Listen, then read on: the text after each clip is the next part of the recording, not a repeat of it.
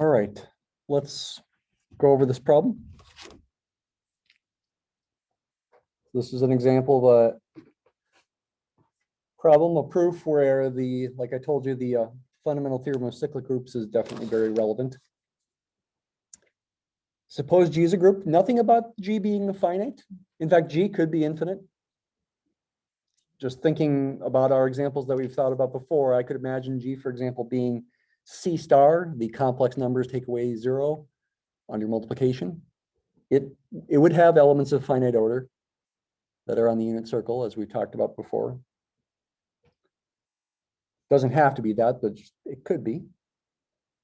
We got 2 elements in G. Nothing about G itself being cyclic, but certainly the subgroups generated by the elements will be cyclic.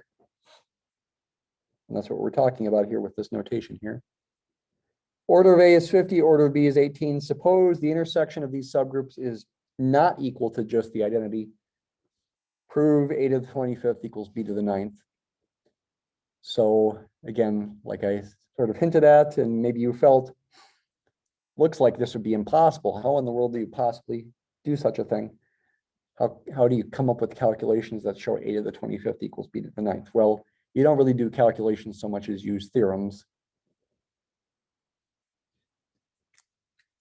What do you think would be a good way to start this off here?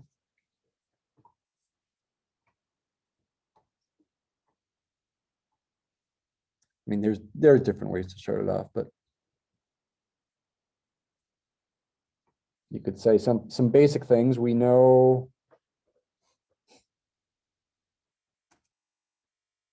that these 2 things in particular are what?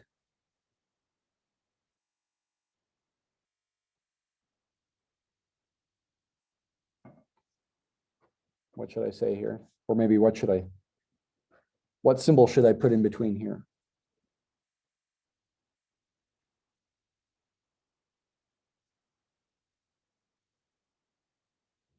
Subgroup, yeah.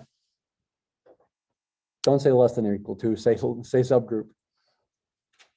Right, that was something that we proved with the 2-step subgroup test, I think in class. I think we did in class.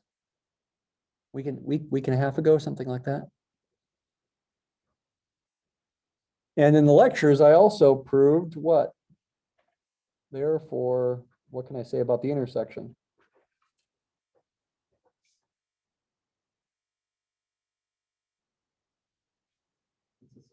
It's a subgroup as well. The intersection of any 2 subgroups of a group is also a subgroup. Smaller, unless these happen to be the same subgroup, it would be a smaller subgroup than both of them.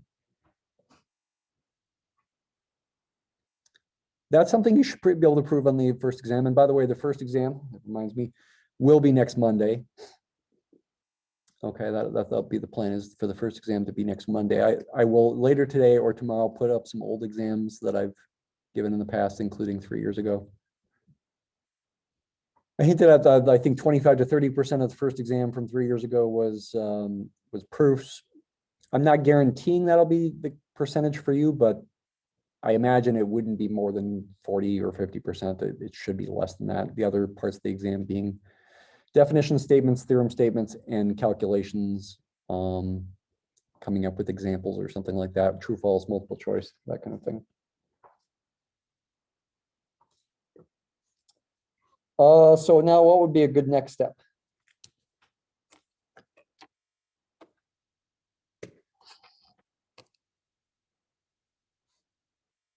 How might I, if the next step included the fundamental theorem of cyclic groups, what might I say next? Maybe for emphasis, I could write, in fact, the intersection is a subgroup of the cyclic subgroup generated by A, and it's also a subgroup of the cyclic subgroup generated by B. Does that need to be proved? I mean, you could have said that right away, actually. Does that need proof?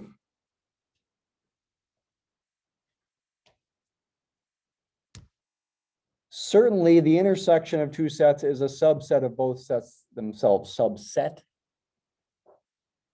Is it a subgroup? Well, you already know it's a subgroup of G. So it's got to be a group under the operation of G. And yeah, it's the same operation. Yeah, this is clear.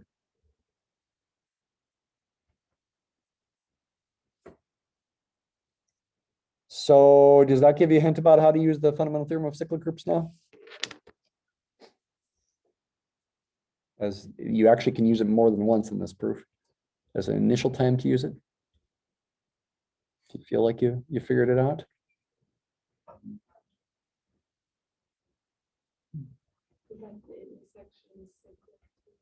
Yeah, one thing the fundamental theorem of cyclic groups says is that every subgroup of a cyclic group is also cyclic. Fundamental theorem, cyclic groups, you can abbreviate it like that, implies that this intersection is cyclic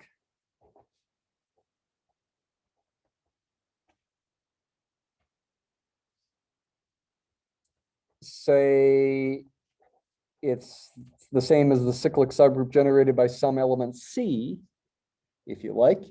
You don't have to introduce another element C if you don't want to, but for some C in G, and since we're assuming this intersection is not just the identity, it's not a trivial subgroup, we can say that C is not the identity. So it's got some order bigger than 1. Therefore, the order of C is bigger than 1.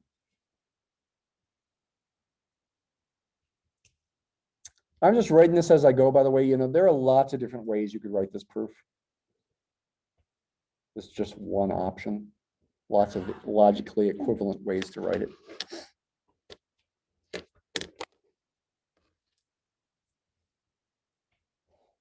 How else could you apply the fundamental theorem of cyclic groups?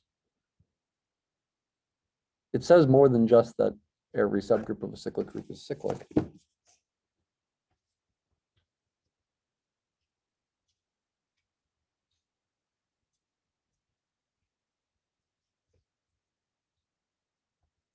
I guess as an aside, well, we should also emphasize we know the order of the cyclic subgroup generated by an element is the same as the order of that element, which for A is given to be 50, and for B is given to be 18.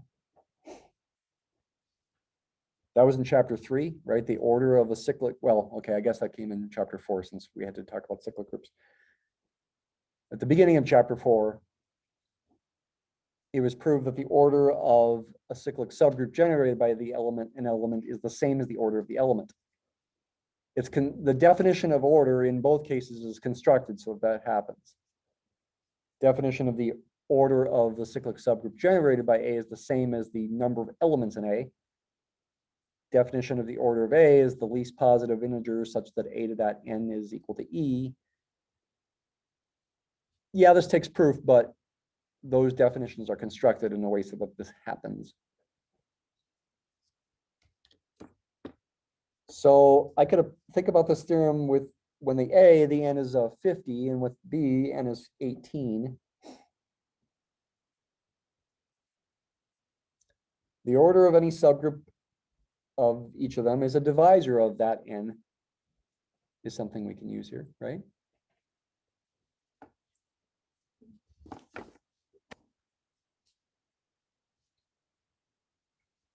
Therefore, the order of the cyclic subgroup generated by C must divide both 18 and 50.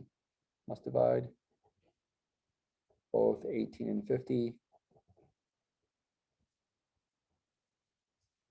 But the GCD of 18 and 50 is 2. Right? 18 is 2 times 3 squared. 50 is 2 times 5 squared. So the key to generalizing this problem is you would want these numbers to have a GCD of 2 is the key to generalizing this problem. Though the conclusion would look different depending on what those numbers are.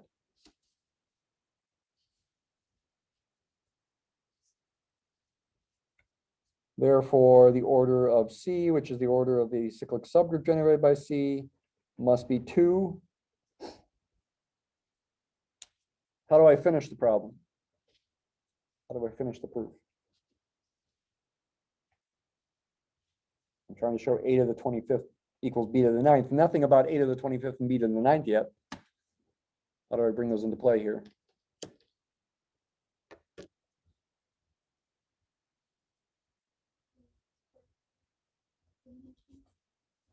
Yeah, the last part of the theorem.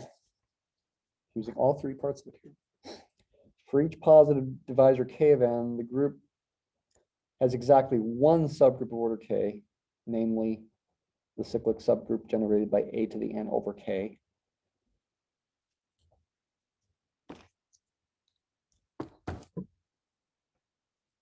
The C equals a to the 25th, and it also equals b to the 9th.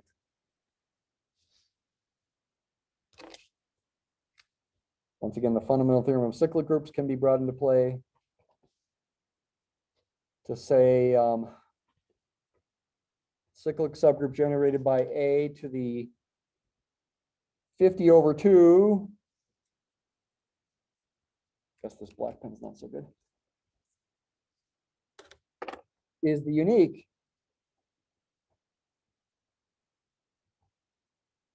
and this is the same as the subgroup generated by a to the 25th, is the unique subgroup of this of order 2. And the cyclic subgroup of b to the 18th divided by 2, which is the same as the cyclic subgroup generated by b to the 9th, is the unique subgroup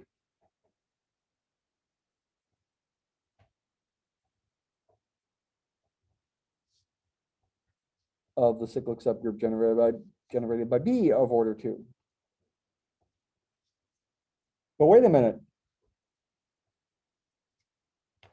We already know the intersection has order 2.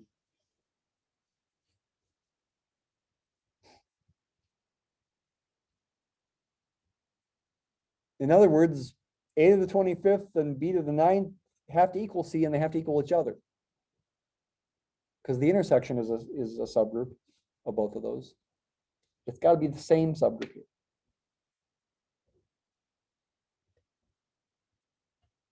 For the uniqueness. Therefore, c equals a to the 25th equals b to the 9th. And that does it.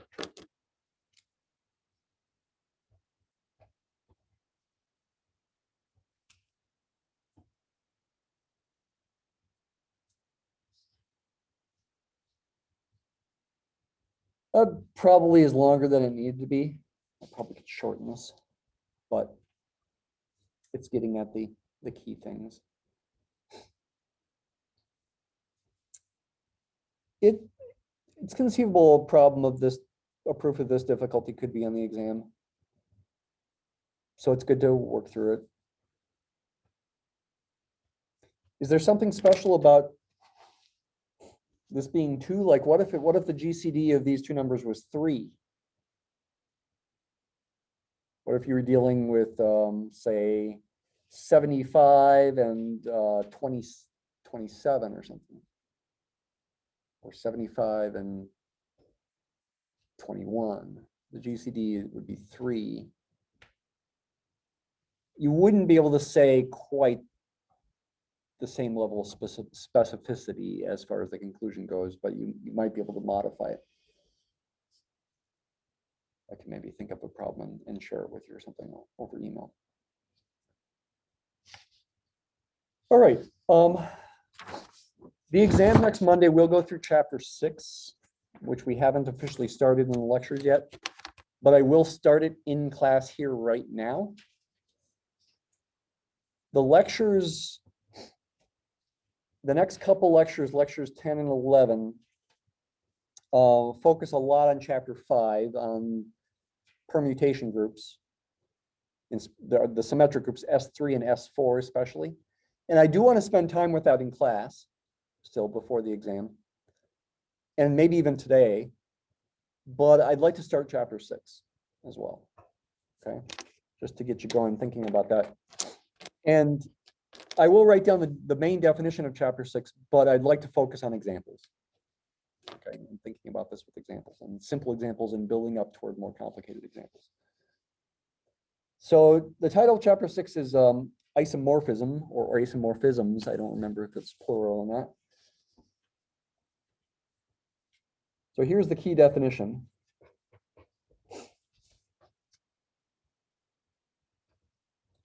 Let G and G bar be groups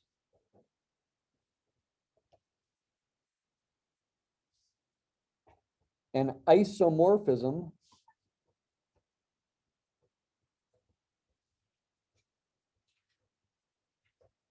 from G to G bar is a one-to-one and onto function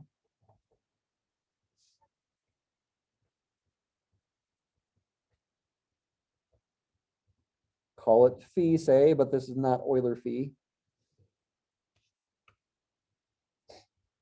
from G to G bar that is operation preserving. I haven't said what operation preserving means though yet. So it's one-to-one and onto, and it's operation preserving. What does operation preserving mean? Well, it's actually 4 different ways to write it. If G and G bar have quote unquote multiplication as the group operation, which we do typically assume in the abstract, right? When we're doing abstract group theory, we're assuming the operation is multiplication in general. And so in the general abstract group theory, writing this equation is good enough for saying what operation preserving means.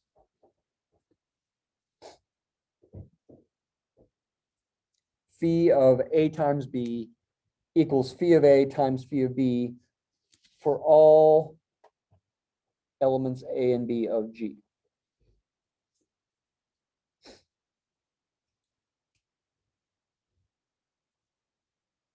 It's implicit in this equation here that the A times B right there is the product in G, and phi of A times phi of B is a product in G bar, because phi of A and phi of B are elements of G bar.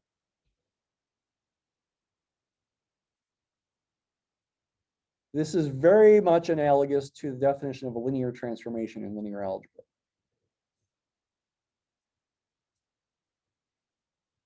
In fact, linear transformations are, well, or can be, if they're one-to-one and onto, they can be isomorphisms. In fact, vector spaces can be thought of as groups under addition, ignoring scalar multiplication. Vector spaces are groups under addition. In fact, they're Abelian groups. I'll talk more about that later, but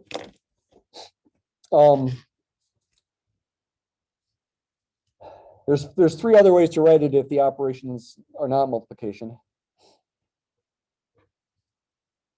If op in G is addition and op in G bar is multiplication, then this looks like this. Phi of A plus B equals phi of A times phi of B for all A and B and G. if the operation in G is multiplication and operation in G bar is addition, then it's phi of AB equals phi of A plus phi of B.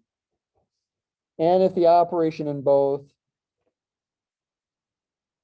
is some sort of addition, then it's phi of A plus B equals phi of A plus phi of B. And that's the way you would write it for vector spaces, because the operation would be addition.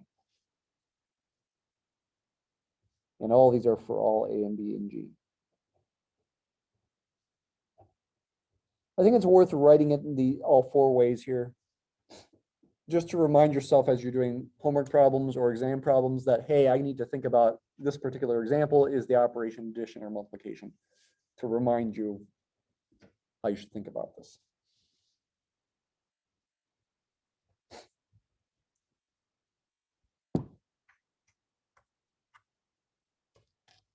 Talk about isomorphic graphs in discrete math. Yes, you've heard that word before. And maybe, I think it's in your linear algebra book as well, the word isomorphism.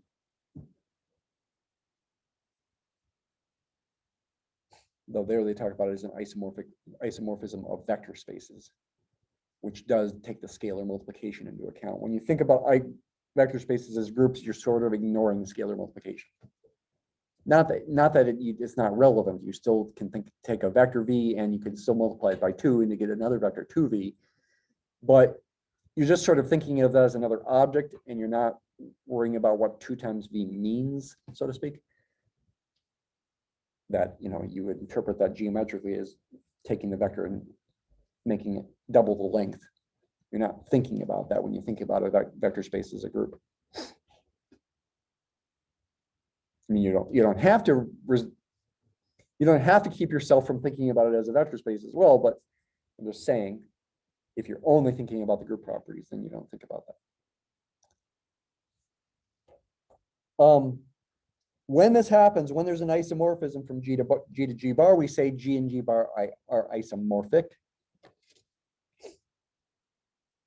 In this situation,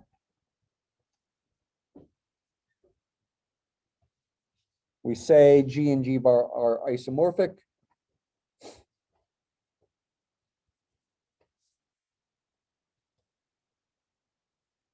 Isomorphic. And we write, our book writes this thing that looks like we're saying G is approximately G bar, but that's not a unique way of writing it. And it doesn't literally mean approximation in the usual sense of the word. Other ways I've seen written it include like a one squiggly line and one straight line, or one squiggly line and 2 straight lines, or even just one squiggly line. Different ways that people write it. Don't write equals, because then you're saying the groups are really the same group. They're not necessarily the same group.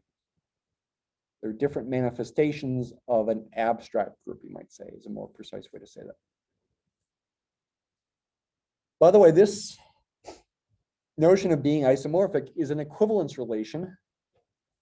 Come back to equivalence relations on the collection of all possible groups. Consider the set whose elements are every possible group. So each point in this set is a group. Can you consider such a thing? Sure, I just did. Taking a naive view of sets as just being collections of things. Define an equivalence relation on that set of all possible groups by saying 2 groups are equivalent if they're isomorphic. That's an equivalence relation. Can I explain why? Well, you got to verify this, going back to chapter 0. Good to do a little review here. Got to verify, think of it in alphabetical order: reflexive, symmetric, transitive properties. Is G, first of all, isomorphic to itself? The answer is yes. You have a guess as to what the isomorphism would be to prove this?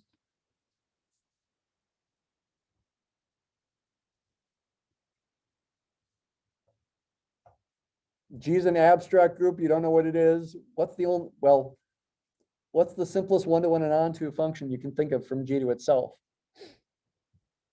The function that maps every element. There's only one possible conclusion. That would be a simple map, but it doesn't map every element. That's not one-to-one and onto in general. But yes, it's a natural and simple map to map everything to the identity. I'm trying to think of something that's one-to-one and onto though.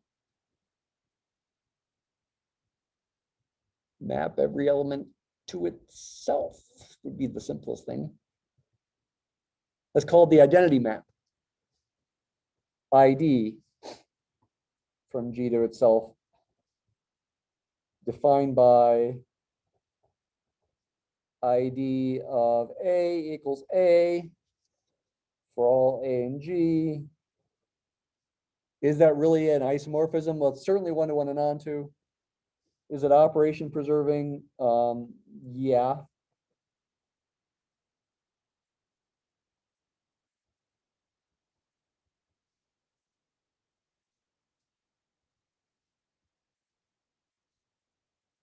This ID notation is not unique. Some people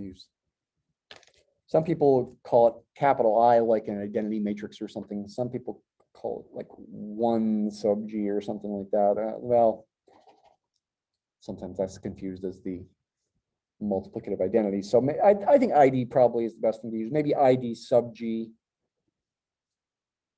to emphasize the identity mapping on G. If G is isomorphic to G bar, does that imply G bar is isomorphic to G? So this is reflexive here, alphabetical order, reflexive. Here's the symmetric. What do you think? What would be the isomorphism from G bar back to G? So we got an isomorphism from G to G bar.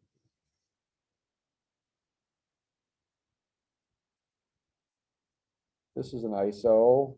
What do you think the isomorphism from G bar back to G would be? It's like the only possible thing you can think of. What would it be? You even thought about this on a homework problem, this kind of concept. Very first homework assignment.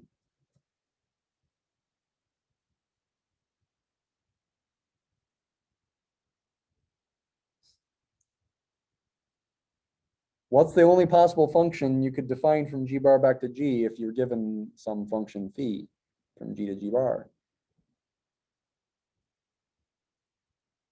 Inverse function, yeah. Certainly going to be one-to-one and onto. In fact, that's what you proved your first homework assignment. Certainly going to exist because phi itself is one-to-one and onto. The only question is it operation preserving? That's a little tricky, a little trickier here.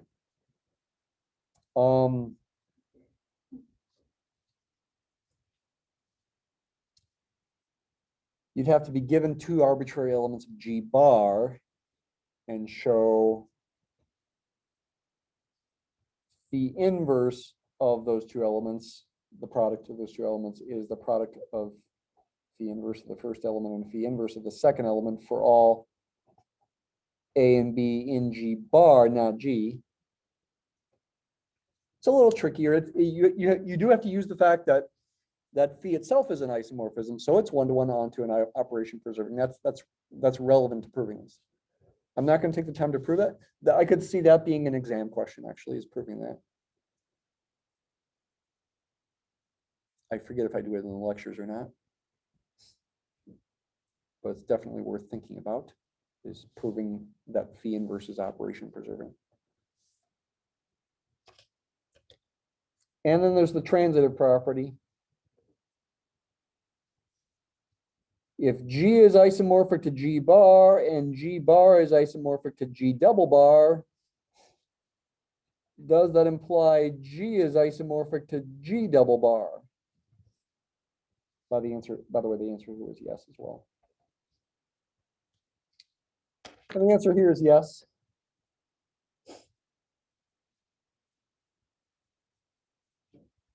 There's an isomorphism phi, say, from G to G bar. There's also an isomorphism, call it psi, from G bar to G double bar.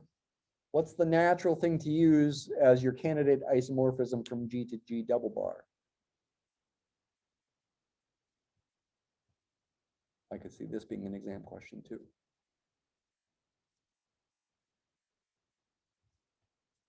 Again, it's like the only thing you can try, and you just gotta hope it works.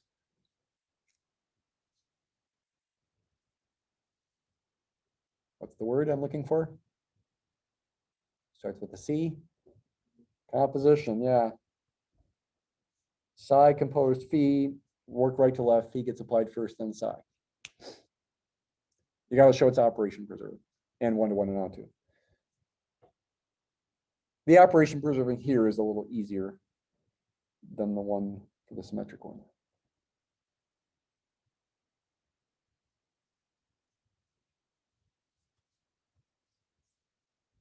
So what does this mean? So it's an equivalence relation. So what? It means that you can form a partition of the collection of all possible groups. You can break up the collection into equivalence classes. And effectively what you're saying there on a theoretical level is anytime you prove something about some group theoretic property, it's automatically true for all other groups in the same equivalence class. That's what this means. So if you can prove something about all groups, all cyclic groups of order 81, it's going to be true no matter what cyclic group of order 81 you have.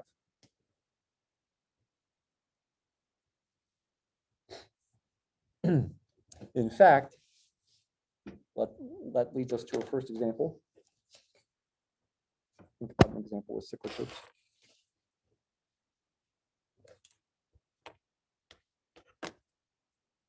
Suppose G is a cyclic group generated by some element A with, say, let's make it a small order of G being 4.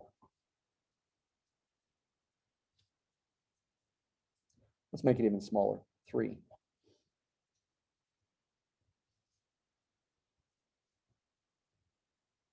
Is G isomorphic to Z3?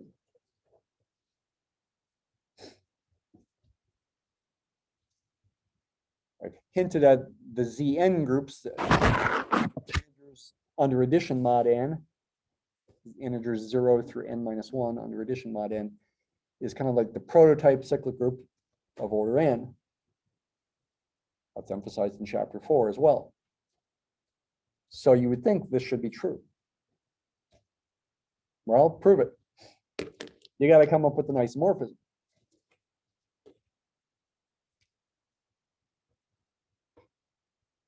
Define phi from G to Z3 by some formula. What formula should we use? Well, G being order 3 and being a cyclic group of order 3 does have just 3 elements, E, A, and A squared, right? So if I can say what phi of E, phi of A, and phi of A squared are, I would be done. Well, I'd still have to prove it's one-to-one onto an operation preserving. The one-to-one and onto part is relatively easy, so to speak, because you just want to make sure you don't set 2 different things equal to the same thing. They both have 3 elements. Z3 is 0, 1, 2. But how do you decide what I should map these to? So I got to pick 0, 1, and 2 as my possible outputs. How do you decide what you should pick so that you make sure it's going to be operation preserving? Got a guess? Like, what do you have a guess for phi of E?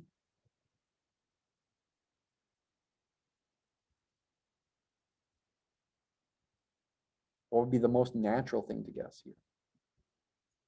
0.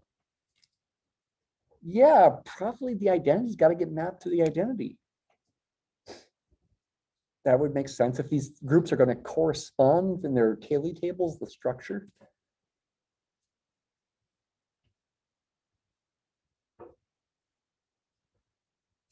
Should this go to 1, this go to 2? Well, those are the powers of the A. So maybe that would make sense. You could try it and just see what happens.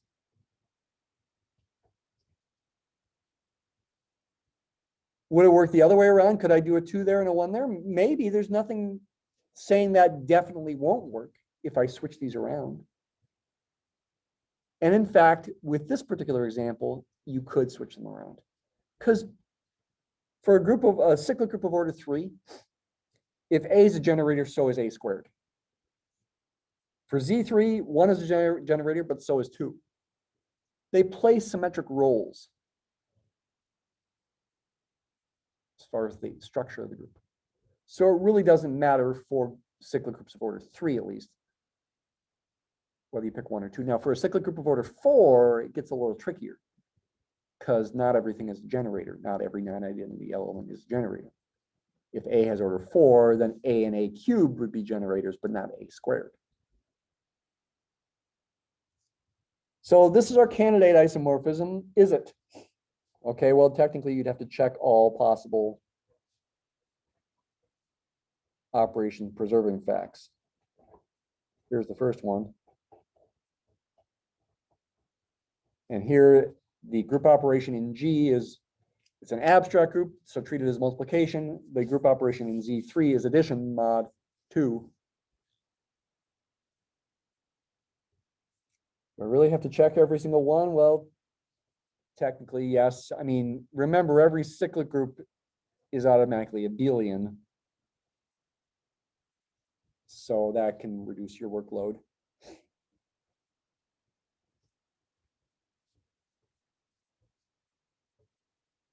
And maybe for each case, maybe you want to do 2 separate lines instead of doing 1 line like I just did.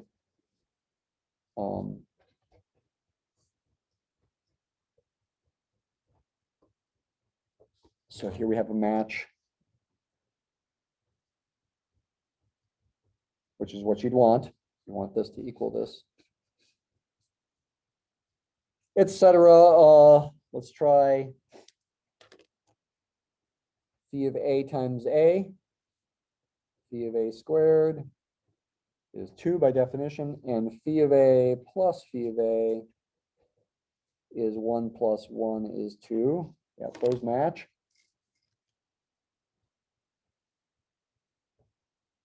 I'm skipping some. I'm not doing all of them here. How about phi of A times A squared? That's phi of A cubed, but A cubed is E. Phi of E is 0. Phi of A plus phi of A squared is 1 plus 2 is 0 mod 3. I'm writing mod 3. You wouldn't have to. It would be understood it's mod 3. These match. Let's try one more.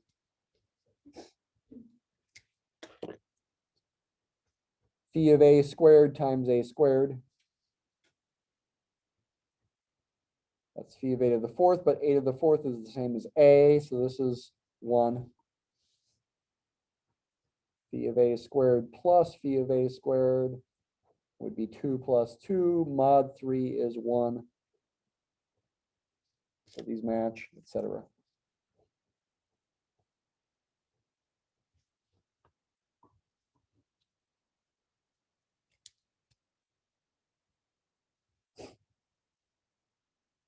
Guess there's only,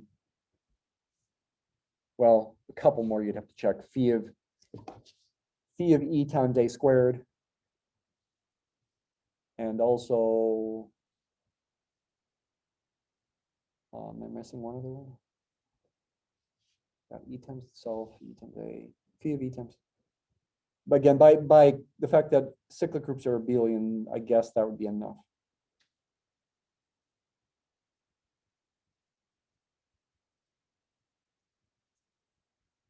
And it's definitely one-to-one and onto. You can just see it as. It's clearly one-to-one and onto. Clearly one-to-one because you're mapping to different things here. Clearly onto because every element in Z3 is an output. You can just say one-to-one and onto is clear. In this case, it's not always going to be clear, but in this case it is. Let's just quickly try it. What if we did the other way around? What if phi, we probably do want to keep phi of E to be 0. But what if we did phi of A to be 2 and phi of A squared to be 1? Would that be operation preserving? I claim yes, it would still be. It's not obvious. Gotta check it. So for example, I hope I'm right. Phi of A times A squared. Well, that one's easy. That's phi of E, which is 0. And yes, that's okay. This is a symmetric kind of thing. This is going to now be 2 plus 1 is 0 mod 3. Instead of 1 plus 2 is 0 mod 3. Maybe a little less clear is if you do phi of, say, let's do A squared times A squared. A to the 4th is A. This is 2. But how about phi of A squared plus phi of A squared? For this phi, that's going to be 1 plus 1 is 2.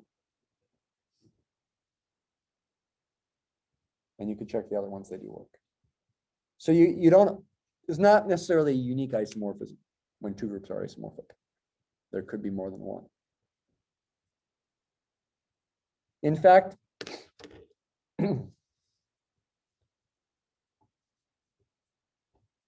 I could, well, just like the identity mapping from G to itself is an isomorphism, there could be other isomorphisms from G to itself. When you've got an isomorphism from G to itself, it's got an extra special name. It's called an automorphism. An automorphism is an isomorphism from a group to itself. Self-morphism, auto. Self, I guess. Iso means same. Morphism means form. Isomorphism is same form. Automorphism is like self form, but it's same form as well. Automorphisms are isomorphisms. I won't bother writing that down. Let's end today. So again, in the lectures 10 and 11 especially, I really get into symmetric groups, S3 and S4 especially in chapter 5. Okay, very, very important lectures to make sure you really get what's going on there with the examples in chapter 5. Here in class for us this year, we will certainly do examples thinking about S3 and S4 in class on Wednesday. But and maybe, you know, S5, S6, S7, etc. But today, with the time we have remaining, let's just look at the matrix group that I hinted at, a week or two ago.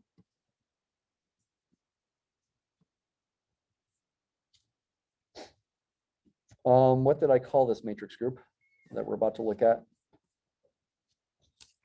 I called it GL2Z2. GL stands for general linear group. The 2 there means 2 by 2 matrices. The Z2 there means the entries of these matrices are from Z2, 0 or 1. The operation in this group is assumed to be multiplication. Now you can have groups of matrices under addition as well. Right, you'll find that back in chapter 2. Groups of matrices under addition, but to tell you the truth, groups of matrices under addition are really not that much different than vector addition. because you're just adding entry by entry. And so, yeah, the group of all 2 by 2 matrices, say with real entries under addition, you got 4 entries. That's isomorphic to R4, 4-dimensional vectors.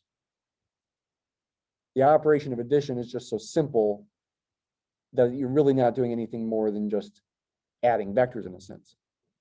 You're just putting a 2 by 2 array instead of a 4 by 1 array. But with matrix multiplication of matrices is trickier, right? More complicated than just addition. It's not just entry-wise. You want to do the special thing you do when you multiply matrices, which we'll look at here, which makes it more interesting, you might say. And if you only allow your entries to be from Z2, that means when you do your matrix multiplication, you need to mod by 2. And there's only 6 matrices with entries from Z2 that have a non-zero determinant. The other 10 of them, and there are 10 more because altogether you've got 2 choices for the upper left entry, 2 for the upper right, 2 for the lower left, 2 for the lower right, 2 to the 4th, 16 possible matrices you can make whose entries are either zeros or ones, but 10 of them have a 0 determinant when you mod by 2. It's only these 6 that you see here that have a non-zero determinant. So these are the elements in GL, the GL group, general linear group. And yeah, you need to do the matrix dot the other matrix. Don't put a times in there to get the true matrix multiplication. So that's a multiplication of D times E, not thinking about modding by 2. Let's just confirm that by hand.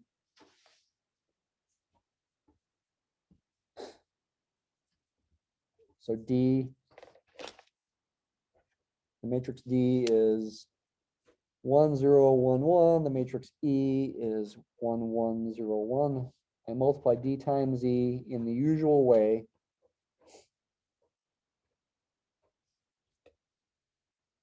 So 2 by 2 matrix times a 2 by 2 matrix is going to be another 2 by 2 matrix. Remember that the upper left entry is going to be the product, the dot product of this row vector with this column vector, the first row and the first column.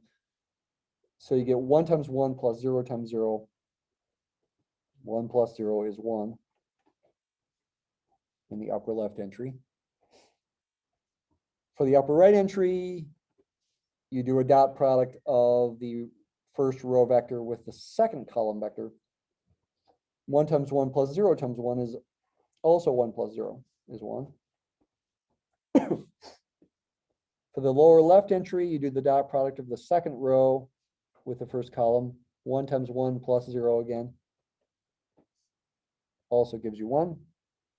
And finally, for the lower right entry, dot product of the second row with the second column is 1 times 1 plus 1 times 1 is 1 plus 1 is 2 if I don't mod by 2.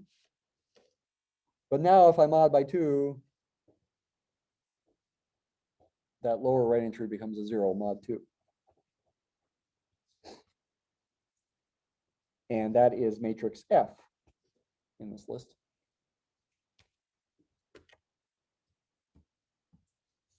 Putting the matrix product inside the mod and then a comma 2 will mod by 2. The matrix form thing is just a display, just an output formatting thing. If I just do D times E, it's giving me the answer, but not in a nice form.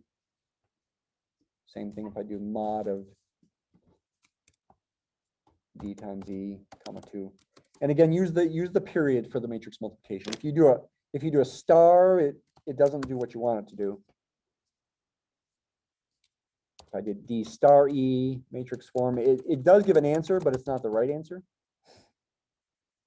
It's just multiplying entry by entry, which we don't want to do with matrix multiplication. You might have forgotten why we multiply matrices in the way that we do, in the funny way we do.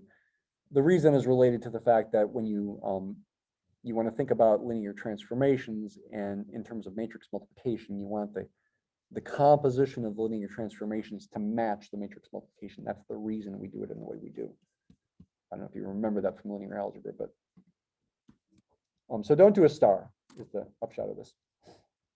Anyway, this is a group of order 6, it turns out. There is closure. Is it an abelian group? Well, let's see what E times D is instead of D times E. It's different. This is different from this. So it's non-abelian. So it can't be cyclic, right? Because every cyclic group is abelian. That could be an exam question. Prove every cyclic group is abelian. It's not that hard. That's a pretty easy question compared to some of the ones you've done. Cyclic groups are generated by an element. All the elements are powers of that element. It's essentially an exponent rule that allows you to conclude that it's abelian.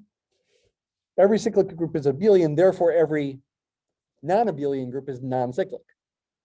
So this group's not cyclic. It's got order 6, so there can be no element of order 6. These elements, well, the identity element does have order 1. Maybe I should have called that E there. A is the identity element here.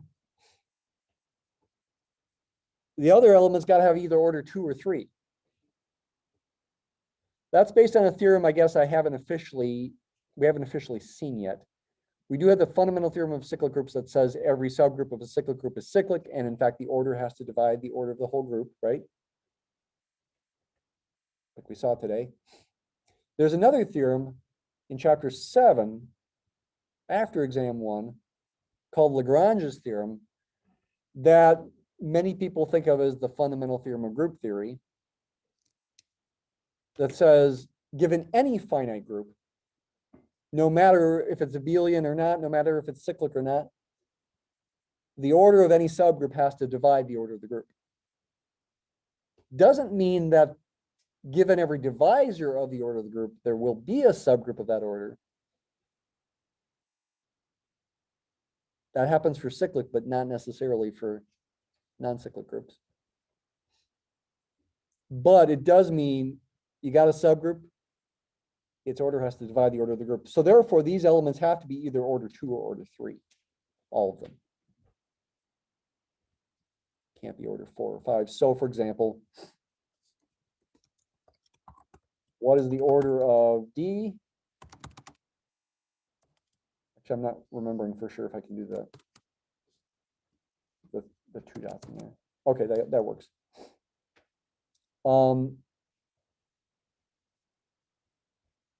Maybe it's not working. Oh, yeah. D has order 2. What's the order of E?